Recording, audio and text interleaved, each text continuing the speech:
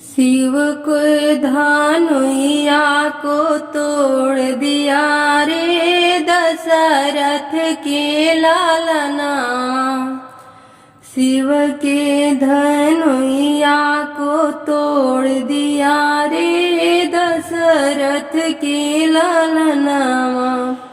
जाई के पहुँचे जनकपुर नगरिया, जाई के पहुँचे जनकपुर नगरिया। जनक दुलारी को मोह लिया रे दशरथ के लालनावा।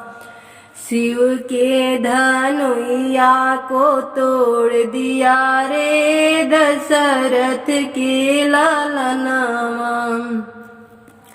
जाई के पहुँचे लंका नगरिया, जाई के पहुँचे लंका नगरिया।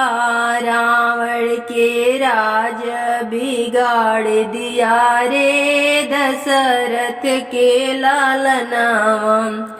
शिव के धनुइया को तोड़ दिया रे दशरथ के लालनावा।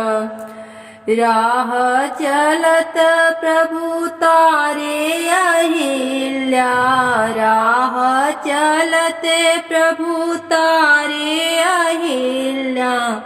पत्थर के नारी बना दिया रे दशरथ के लालनावा। पत्थर को नारी बना दिया रे दशरथ के लालनावा। शिव के धनुइया को तोड़ दिया रे दशरथ के लालनावा। शिव के धनुइया को तोड़ दिया रे दशरथ के लालनावा।